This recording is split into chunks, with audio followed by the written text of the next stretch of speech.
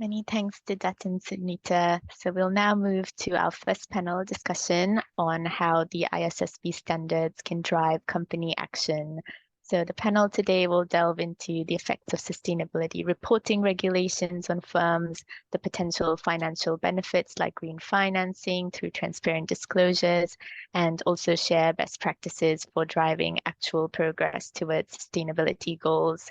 So it's my pleasure to introduce you to Pranoy Chowdhury, our Associate Director at the Carbon Trust, who will be moderating this panel. Over to you, Pranoy. Thank you, Kalyani, for the introduction. A very good morning to all the attendees of this event, and a gentle reminder to all the attendees to please mute their microphones. If you have any questions for the panelists, please put your questions in the Q&A box. We will take some of the questions from the audience towards the end of the session. In this panel discussion, we will hear more from our panelists representing the regulatory authority and corporates in Singapore and Malaysia. We will discuss about the imminent mandatory climate-related disclosure requirements in the region. Just to provide you a bit of context before our panelists share more, reporting on climate risk and opportunities is becoming the norm for many organizations. Investors want it, industry initiatives and standard setters expect it, and governments to some extent have made it or are in the process of making it a legal requirement. One of the most recognized climate reporting methodology is the TCFD framework, which is Task Force on Climate-Related Financial Disclosure. It was created to provide a standard methodology on how companies can assess climate risk and opportunities. And last year in 2023, ISSB, which is International Sustainability Standards Board, which is a part of IFRS Foundation, International Financial Reporting Standard, published its inaugural standards on sustainability-related disclosures, namely IFRS S1 and S2. The standard aims to create a global baseline for sustainability reporting and will allow organizations to report on these matters in a transparent and comparable way. Without further ado, let me quickly introduce our wonderful 5 panelists for this session. First one is Hui Mien Lee. Dr. Hui Mien is the Senior Director for the group's Environmental Sustainability for Singtel Group. She is responsible for the environmental sustainability strategy and leads the environmental initiatives for Singtel. Hui Mien will be presenting her views from a corporate's perspective. Next, we have Hezri Adnan. Dr. Hezri Adnan is the Director of Group Sustainability at Bursa, Malaysia. He is also a trustee of the WWF Malaysia. He has served as an independent advisor of Petronas Chemical Group's Berhad, Executive Director of Malaysian Institute of Economic Research, and CEO of the Langkawi Development Authority. Hezri will be presenting his views both from a stock exchange as well as from a corporate angle. Next, we have Philip Ling. Philip is the Head of Sustainability and Acting Head of Data Privacy, working to drive the success of CelcomDigi sustainability agenda and learning journey at all levels of the organization. Philip will be presenting his views from a corporate point of view. Next, we have Kenneth Ng. Kenneth is a global sustainability lead at Razer and a seasoned sustainability professional with over a decade of experience in managing sustainability campaigns. He has worked with stakeholders from over 30 countries, incorporating profitable business strategies within sustainable solutions and investments. Kenneth will be presenting his views from a corporate angle. Last but not the least, we have Bong Kim. Kim is the Senior Technical Director for Sustainability Reporting Office at ACRA, which is Accounting and Corporate Regulatory Authority of Singapore. The office is set to develop and implement a roadmap for climate reporting and assurance for companies incorporated in Singapore, including the development of reporting and assurance standard. It also drives the sustainability efforts within ACRA. Kim will be presenting her views from a regulator's perspective. A very warm welcome and thanks to all the panelists for joining us. So maybe we can start with contextual questions, and if I can seek views from Kim from ACRA and Hezri from Stock Exchange. Why are companies, particularly the listed and the large corporations, either presently or in the near future are required by government and stock exchanges to conduct the mandatory disclosures aligned with TCFD or ISSB disclosure? So maybe Kim, if you would like to go first. Okay, thank you very much. And thanks very much for inviting ACRA to participate in this panel. We are very happy and honored to join the discussion. I just give a bit of the backdrop today. In February earlier this year, our second Minister for Finance, Mr. Chee Hong Tat, he has announced that Singapore will introduce mandatory ISSB aligned reporting in a phased approach. This means that our listed companies will start reporting using ISSB standards from 2025, and the larger non-listed company will follow suit in 2027. As to why we require mandatory reporting, we have seen a global push, in fact, a very strong push for a bolder climate action. And this is actually driven by the investor, lenders, and consumers. And of course, this stems from the part whereby we have this global momentum to really, an urgency to limit the global warming under the Paris Agreement. And we also see, actually, from a lot of cases and anecdotally, the benefits of early decarbonization. So companies that pivoted towards green products, services, they can tend to be better able to access new market, customers, as well as financing. And we are also quite worried that those slow to act will risk losing out. And they say you can't manage what you can't measure.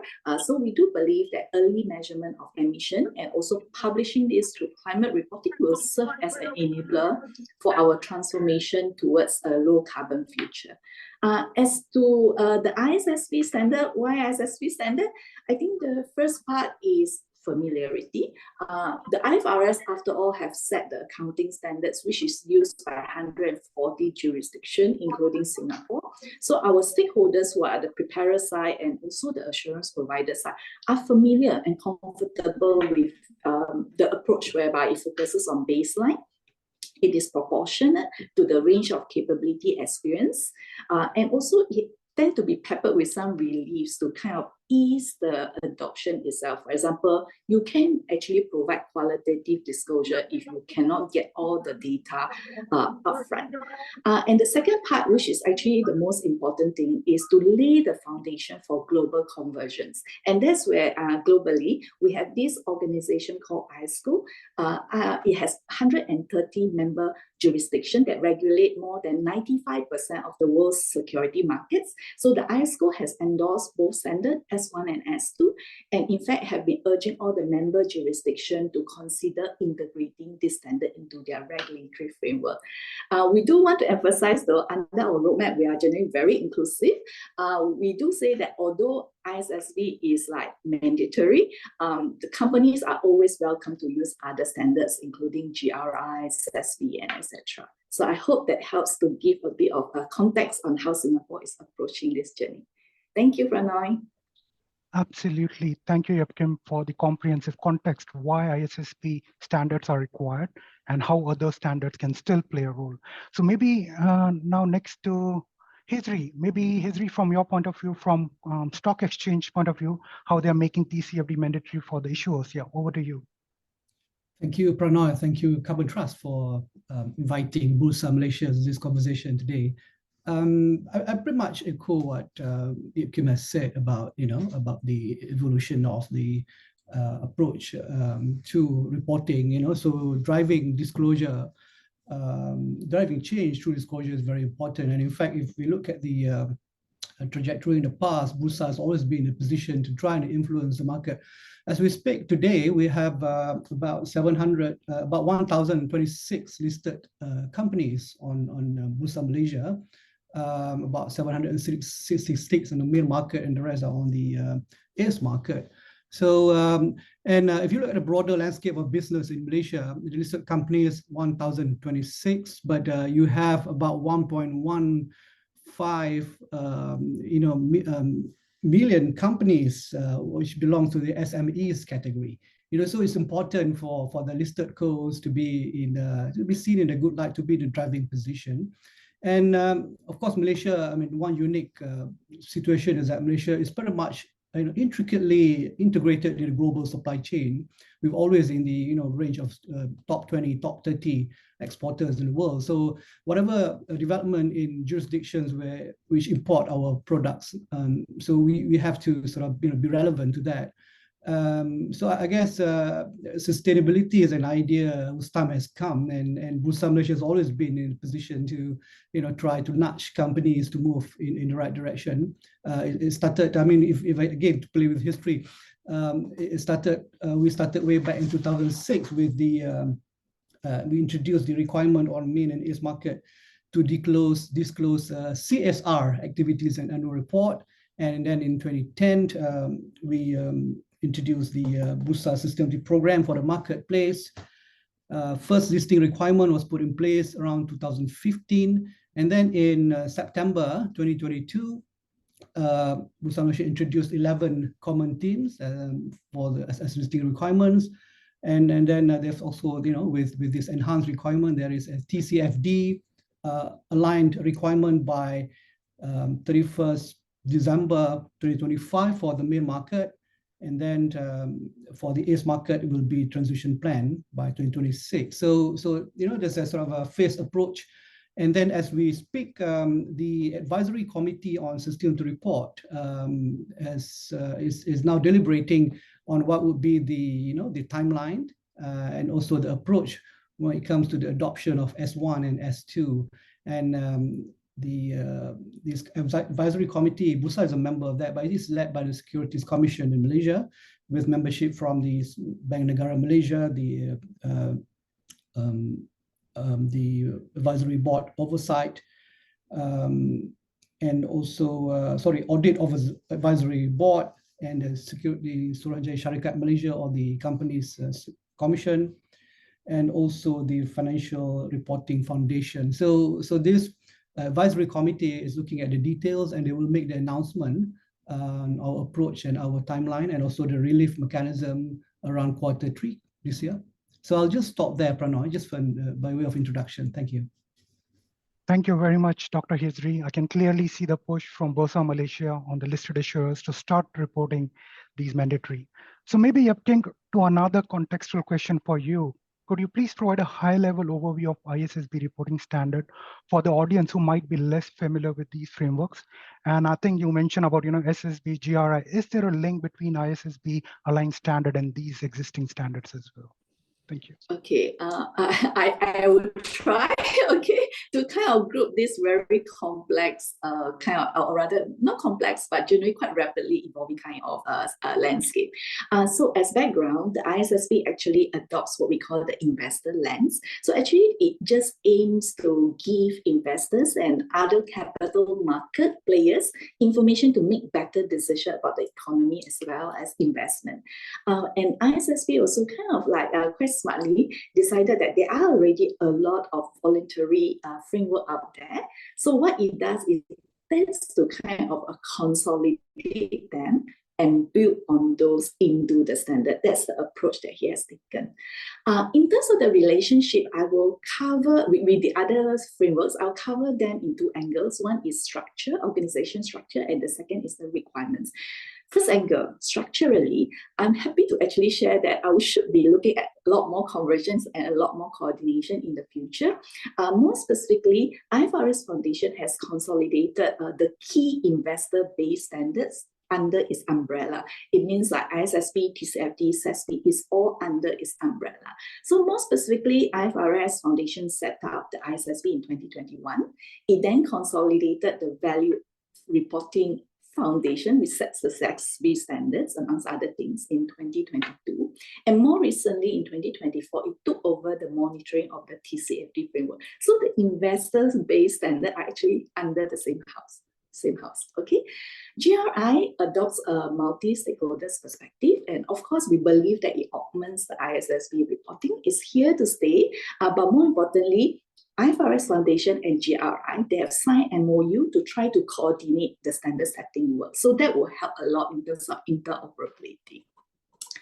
In terms of requirement, as I did mention, because ISSB quite smartly tried to build on existing framework, what it has done in terms of TCFD, actually it just incorporated the whole TCFD recommendation inside the standard.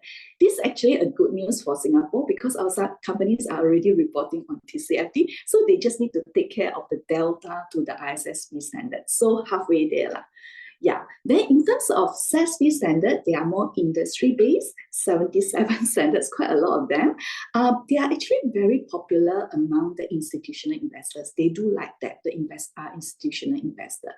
On the link to the ISSB standard, the IFRS S1 requires companies to consider SASB standard when they're in the absence of specific standard. For example, today we only have S1 and S2, and S2 is only on climate. We don't have the BEES, the nature bit and the social bit, which may come in the form of S3, S4. So in the absence of those, at least for today, companies can actually refer to the SASB standard if they want to consider and identify the material risk and opportunity. And of course, IFRS S2 requires industry-specific disclosures to be made and have used also recommended the industry-based matrices in the SASB standard as illustrative example what disclosure can be made. Last one, sorry, on GRI. We are quite happy that IFRS, ISSB, and GRI have issued publication that have indicated a high degree of alignment, at least in respect of greenhouse gas emission disclosure. So that means to say, in fact, the publication went to say that companies that are already disclosing scope 1, 2, 3 of greenhouse gas emission under GRI, they are actually very well positioned to disclose similarly to comply with IFRS S2. In fact, because there are some choices to be made where you are applying 305 and etc. If you make certain choices, actually you can be aligned and comply with both standards concurrently. And this is another good news for Singapore because 99% of our listed issuers actually have been reporting on GRI. So we do think that our listed company is quite in good position to adopt the ISSB standard next year. Thank you. Thank you very much, Kim and Hezri. Now I'm eager to hear from the corporates who will be directly kind of, exposed to these mandatory requirements. So maybe let's hear from our corporate panelists. And my first question to our corporate panelists will be, you all have started your TCFD disclosure journey. And considering your experience with TCFD disclosure, what have been the primary advantages as well as challenges which you encountered in advancing sustainability within your company? So maybe if I can have Hui Mien to share your views first. Hey, sure. Thanks, Pranoy. Good morning, everyone. And then happy to be here and thanks for having me. I think for Singtel, we published our first standalone full TCFD comprehensive report in 2022. We've actually started to work back in the very first TCFD related study we did was actually in 2016. Where we started to already look at from a physical risk perspective, because as a leading telco both in Singapore and Australia, maintaining reliability of connectivity is utmost important, right? I don't think any one of you can imagine not having connectivity for even a few minutes. So I think really that was one of the first thing that we looked at.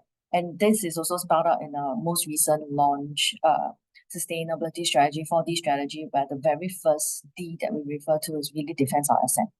So since then, we've gone on to also then do a more full-fledged TCFD pilot in 2021 in a small part of Australia, before we move on to do a full TCFD study, including both physical and transitional risk for Singapore and Australia in 2022, which are culminated into the report that we published. So I would say that, of course, if I take advantage, I would say two advantage. There's many more, but I probably focus on two. One is, of course, as you can see, like I've mentioned, we're in the business of connectivity. By being able to identify the physical risk, it does help us to improve reliability and service quality for our work, right? So since we had that, if you actually follow our SR, our sustainability report and TCFD report in Australia, we've actually stepped up a lot of different areas of working, not just ourselves, but working with our partners. Working with our partners to really look at what are the physical threats, like wildfire in Australia, right? We all read in the media that there's a lot of wildfire, and it's actually happening more frequently in Australia. So we've actually had like wildfire research, and also we work with CISRO in Australia to look at how can we better detect detect and prevent wildfire from happening. So I think really that's one advantage in terms of by doing that, it helps to actually really improve business. The second thing I really think advantage of really doing it early, it's when you're early, and you're doing it for the first time when no one is, you're in the early stage, you are given more time to actually figure around something new that, for example, if we haven't been doing it, and then now with all the mandatory climate reporting coming in, I think it will be a sort of a bit of a mad scramble to look at it, especially Singtel, which we have quite a big footprint and also complex businesses. So definitely these are the two advantages that I would like to highlight. In a way, by doing it first, we sort of also set the standard rather than, being sort of a follower and having to do a catch up. So I think really these are the two. In terms of challenges, of course, there are many. Definitely, like we've mentioned, as with everything new, it's really the lack of, I think, reference and also the lack of expertise. The very first time when we did our TCFD report, we actually had a fair bit of challenge trying to get a consultant. I think that's definitely a big challenge when you're in a very nascent area, emerging area, where you really had to figure out on your own, decide what makes sense, what's the best in terms of that, and then we improve slowly. So that's really the disadvantage. And because of that, it accentuates that issue when TCFD is not a sustainability issue. We talk about it as part of really integrated within business, right? A sustainability like us, while we can talk about the climate impact, we would know at the actual impact without having to work with like the network team. And then when it comes to transition risk, impact on carbon pricing, impact on supply chain, you need to work with finance and procurement. So really, when you're the early starters, it's hard to sort of bring to the forefront to a finance or the procurement department or even operational department that, look, we need to think so long term, 2100, right?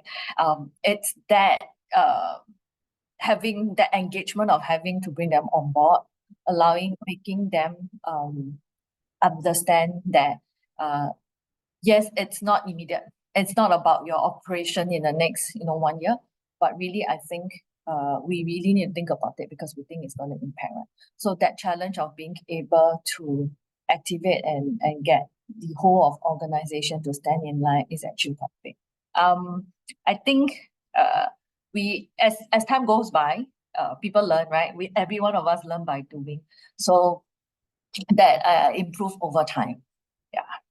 So I guess I will probably stop here and then we can hear from the rest of the panelists. Thank you very much, Hui Mien. I mean, I totally agree. Early movers will always have an advantage.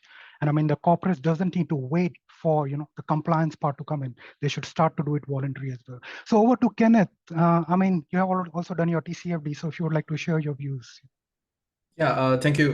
Thanks Carbon Trust for having me here this morning. It's a really honor to be with all of you here. So just for those who don't really know Razer yet, we are the world's largest lifestyle brand for gamers. We have 200 million gamers worldwide. So we are doing our part in terms of our reporting, and recently we have been rated as a top 30 most responsible companies in the consumer tech area by Newsweek. Coming to TCFD, we first started to look at incorporating climate-related risks in our ERM back in 2021. So we started to realize that this is an important issue. We're actually on our midst to actually publish our TCFD report alongside with scenario modeling this year. So we think that this is a very important issue, and let me tell you why. There's so many jargons that goes within the sustainability scene, but I just want to break down what TCFD really means for companies. For companies, it's actually very important to understand. It's just like you date someone, right? You don't want to date someone without if the person is not a responsible person, the person does not understand what is their financial obligation and ends up owing a lot of debt, never cover a lot of cost expenses, that's going to affect our lifestyle. So basically it's like buying enough insurance to protect your life. If your hardware, your infrastructure, your chronic infrastructure is going to be very badly weathered by the extreme weather conditions, it's worthwhile to look into insurance to protect your infrastructures. And for instance, in the case of Razer, right, we actually look into the energy transitions, and we realized that REX is going to be more expensive, clean energy is going to be more expensive.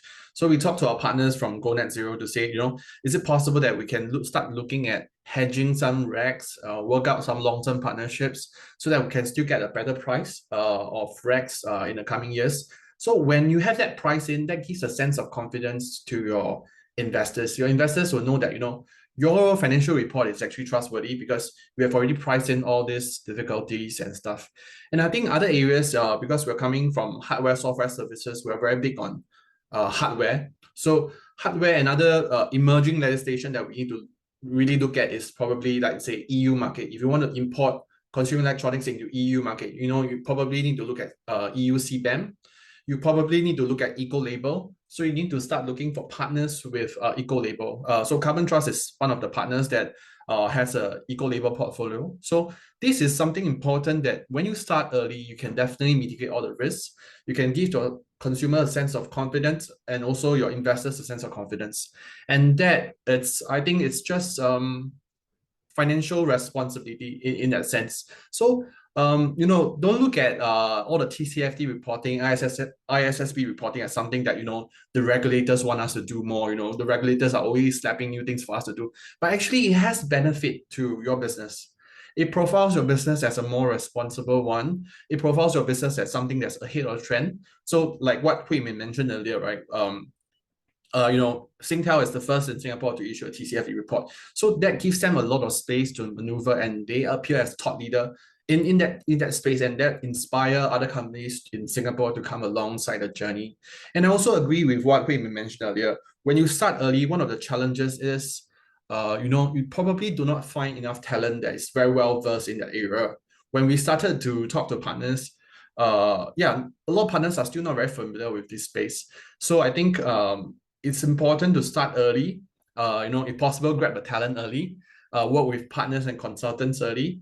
And with that in mind, then you can actually be better ahead of the curve and actually start to prepare for the full-fledged reporting and how it will mean for business. So that's my opinion. I hope that value adds to the conversation.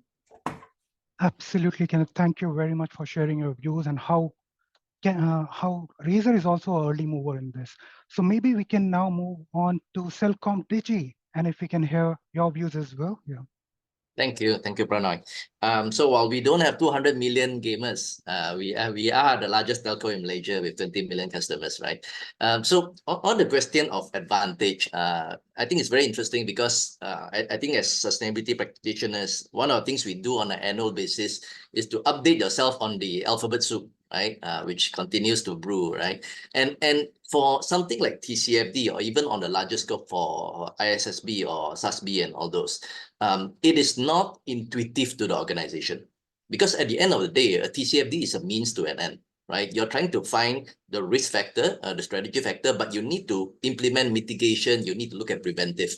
And for that to happen, you need the whole ecosystem of your corporate to be in. So I remember when we first did do a TCFD back in 2022, again, the name itself is not intuitive. When I go to finance, technology, and say, I'm doing the task force on climate-related financial disclosures, no one understood what I was talking about, right? So I think it's important then, which is also why we welcome the ISSB or S1, S2 frameworks, because the intention is to consolidate the many things that's coming from different angles. While we understand, example, SASB is more sector specific, and of course, GRI is more stakeholder specific, whereas the reporting is more investor specific. So trying to bring this together as a common language, I think that's a main advantage for us. Because as we talk to different people that we need them to partner within this whole assessment, whether you're talking about materiality, double materiality assessments and all those, you need to get your stakeholder to understand the common definitions. What do we mean when you're talking about physical risk, right? I will tell you, out of 10 people in an organization, probably your department is the only one that understands it, right? And you cannot move forward with tangible and pragmatic solutions if you don't get everyone on the same level, right? So in the same way, I think for us, CelcomDigi, given that we're in the telco space, I think one of the advantages is that we have a lot of additional sectoral guidance because GSM Association, GSMA, and ITU and SBTI has already collaborated at a very early stage. So it's easier then to find comparative disclosures or more solutions that works towards more effective planning when it comes to tackling climate risk and opportunities. So maybe I'll just stop there for now. Thanks. Thank you very much, Philip, for that. I think we are running out of time. We only have around 9 more minutes left. So maybe my next question again to the corporate panelists will be about, we talk about this as a reporting, but can transparent sustainability disclosures and reporting like ISSB aligned disclosure, can it facilitate access to the green financing and other financial benefits for the corporates? And maybe if I can go to Hezri for that first. Thank you, Pranoy. Well, of course, your first question was on disclosure, but we always see ourselves as, look at ourselves as 3 Bs. First is, of course, as a marketplace, and then also as a body that, as a listed, Bursa is also a listed entity, so we need to do the convincing, pretty much like what CelcomDigi and Razer has got to do internally. But we also play this, as a sort of brain of the marketplace as well. So a lot of thought leadership initiatives and whatnot. And part of that process is to try and think how we can link the listed codes to the sustainable finance fraternity. On end of this month, we'll be having a conversation with G-Funds, the Glasgow Financial Alliance, on sustainability, for instance, to bring the so-called real economy companies to have a conversation with the financial institutions. But again, to bring back to disclosure and how to link it back. So data is linking back to finance. Data is very important. So on one hand, with the regulation put in place, you need to have some kind of assistance, a way to help the companies to report better. So we are about to launch a new solution called the Centralized Sustainability Intelligence Platform, which has got 3 components in there, which is carbon report, a carbon calculator. It has a carbon reporting put in place, and also linked to sustainable finance. So we're going to launch that very much, in June, and this also enables the subscribers to look at the emission hotspots. So you have your scope 1, scope 2, and then scope 3. They will identify the emission hotspot and link the listed codes to their supply chain. And this enable, with this wealth of data, it will enable better conversation with the financial institutions. And of course, the bulk of the challenge with decarbonization lies in scope 3. So we need to have a tool from the perspective of Bursa to link companies or disclosure or data to sustainable finance. So that's our approach for the time being. And also, we are also providing another solution. So it's not just securities, stock exchange has evolved.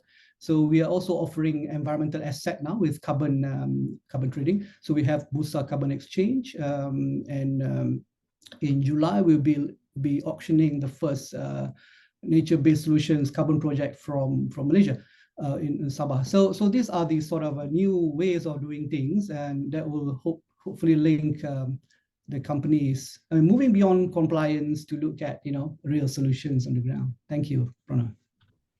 Thank you very much, Hezri. Maybe we'd like to hear from Singtel as well. So Hui Mien, if you can share your views. I think, as we've mentioned before, everything is interlinked, right? At the end of the day, I think the two important ethos that we think about is, number one, you do what's good for the business. At the same time, you also do what's good for, I would say, for the environment, or in general for the society, right? I think that's really also the whole ethos of double materiality, right? You look at both inside out and outside in. So definitely, if we looked at Singtel launched our sustainability linked financing framework, the OLIFE, in 2021, where we then it sets out how we are going to look at our sustainable financing, and then since then, Since we launched till now, we've raised about 3.5 billion from sustainable link financing. Definitely, I think the fact that it's being introduced as a financial instrument investor, number one, people then would start coming to you to understand, start understanding what is this all about? What is it linked to, right? So I think to Philip's kind of point, you really bring people attention to what is it related and where it's that I guess where's that relation, right? What's that correlation? We typically will put in things like emission as one of the SPT, sustainable performance target, for in your sustainable link financing. So that really starts a process of us being able to educate and also help to uplift, equip our colleagues from the various departments with the right understanding as well as the skill sets. And if we do that one department by one department, at the end of the day, you would see that as an organization, you are able then to embrace that as an organization. It's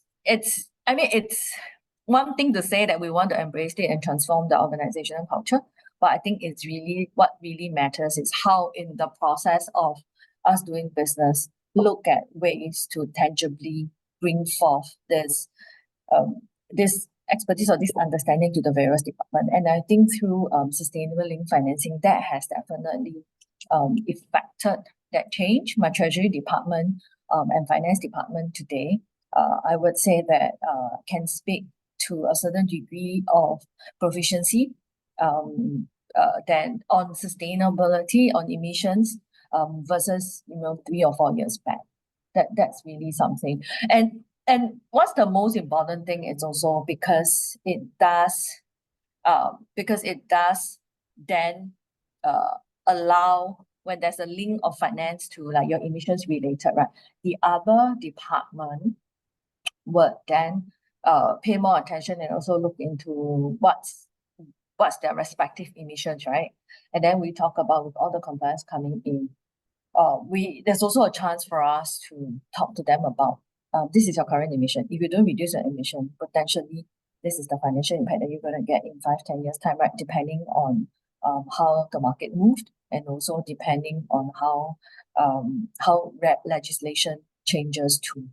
So that really sets up, I would say, a whole kind of the starting of the transformation of an organization by doing that. Thank you. Thank you, Hui Mien. I mean, we have one question from our attendees, and the question is: would adopting these reporting requirements enable your firm raise finance from capital markets and newer instruments such as sustainability-linked loans, green bonds, etc.? I think it's very similar to the question which I asked, but maybe Kenneth from Razer, if you would like to share your views on this as well. Yeah, I think this is a very important topic. I think who wants to do I mean, we're going to be very pragmatic, right? Who wants to do the extra mile when it doesn't make sense for the business? I think we're already past the time of the CSR and corporate citizenship. At this stage, sustainability is something that's going to make sense to the business. It's worthwhile for the business to invest in. So looking at why would anyone doing all this reporting be important for getting financing? Actually, I would say it's absolutely important, especially in this part of the world, because when you look at EU taxonomy, there's a lot of specification on what EU deems as green, and there's a lot of discussion, a lot of criteria around product or project level kind of criteria. But if you look at the Singapore, let's say ASEAN taxonomy or SG Asia taxonomy, most banks and most FIs in Singapore, they grant sustainability linked loans on the basis that the corporate has good reporting, and that is a very different conversation having here between Singapore, this Singapore, Southeast Asia region, as compared to Europe. So I think it's even more important for this region to do a reporting, because that qualifies you for your sustainability linked loans, or even issuance of green bonds. So yeah, that's my opinion. Thank you very much, Kenneth. And it seems we have run out of time, but I would have loved to hear more from all of you. I mean, But maybe before we end the session, I mean, maybe we can check with every one of you what will be one recommendation, maybe a one word or one quick sentence to the organizations who will be doing this reporting. Any recommendations or advice from you to those organizations? And maybe we can start with Philip first. Yeah. Yeah, thank you. I think for reporting, you need to see it as a tool for a domino effect. A reporting that ends with just a reporting doesn't work, right? But your reporting has to have a common approach like the Paris Agreement, where it creates domino effect in the organization, and you need to measure that effect, which is again the basis of reporting, that you come back year on year and you see that actually the data integrity and the reliable data that you've gotten has really made informed decisions that creates impact. Yeah, thanks. Thank you, Philip. And maybe Yapkim. I would say that try to avoid doing this as a compliance exercise, similar to what Philip has mentioned. If you do it as a compliance exercise, you won't be able to reap the benefits. You really have to accompany with that transformation to your business model and to your operation. Then, and also reap the opportunity from the sustainability linked loans. Then everything will fall into place and your journey will be smooth. And do not worry as well as what we have as a regulator, SGX, RegCo, and ACRA. I think the question is, we do recognize that it's not possible for us to reach perfection from the start, but let us try to prioritize progress over perfection in this case, and just start doing and try it. Don't worry, support will be there. Thank you. Oh, and I forgot. For Singapore companies, our MTI, Ministry, and also EDB and ESG, we are coming up with the sustainability reporting grants. So what it does is that if the company is voluntarily, before the mandatory requirements come in, prepare an ISSB aligned standard, they are actually entitled to a lot of grants, and this applies for the bigger company as well as the SME. So do take advantage of the grant. Thank you. Great. Thank you very much for sharing that valuable information, Yapkim. Next, maybe Hezri. Yeah, well, I don't know, maybe if we can sort of broaden the conversation by looking at three sort of groups or three strategies, general strategy when it comes to corporate and sustainability or corporate sustainability. First is a group that really look at compliance, and this is really the entry level, so everybody wants to be within the boundary of legal and also regulatory requirements, but that is the first step, which is very important. But then the next group of people are really looking at, or firms are looking at possibilities to create new businesses, create new values, new business ventures. And then you have the big players like the Singtel of the world, the CelcomDigi of the world, the utility players that are the systemic players. And once they move with the whole supply chain. And also, finally, I think starting to emerge is firms that look at how to cure the destruction that we have caused to the world, the regenerative economy. Companies that are based on these principles are starting to look at how do you regenerate or rebuild or repair the damage that we have done.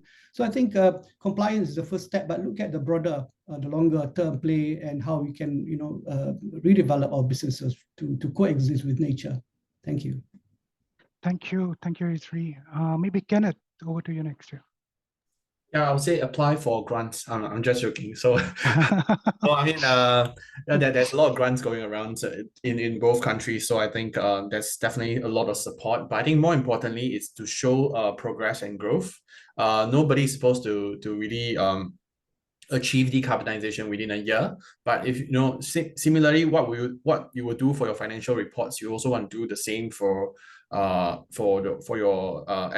sustainability report. You want to show a very good growth story, in this case reduction story, and you might not be able to hit the target, but sometimes it could be huge drop in carbon intensity, it could be huge drop in absolute figures. That even falling short of the target is still a very admirable and wonderful story to share. Yeah. Thank you very much, Kenneth. And last but not the least, Hui Mien, if you would like to share your advice.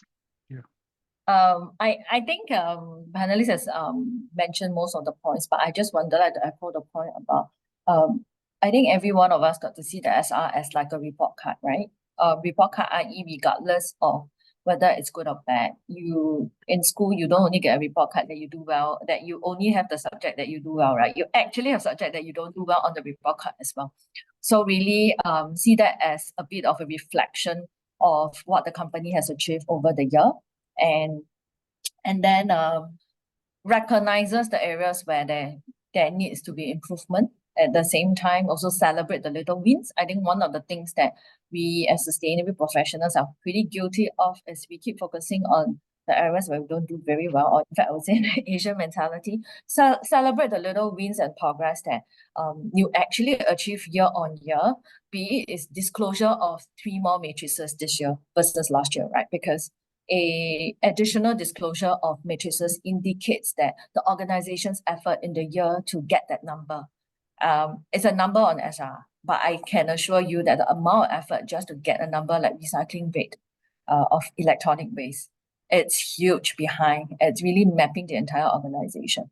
So see it as a report card, embrace it regardless of the results, celebrate the wins, and then look at how can we do better the following year.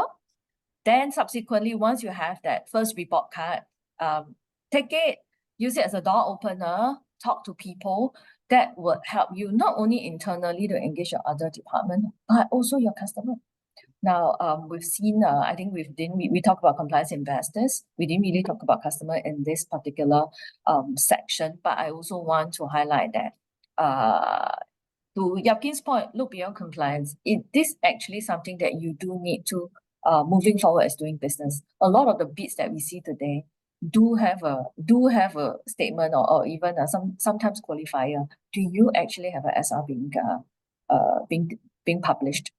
So really embrace it, just do it, and soon you'll realize that you're on your way. Thank you. Great. Thank you very much, Hui Mien, and thanks to all the panelists. I wish we had more time. Such an exciting discussion. Thanks for sharing your views. I believe all the attendees will benefit from it. Thank you very much again. And now over to Kalyani. Thank you. Thank you all. That was very, very valuable. We really appreciate it.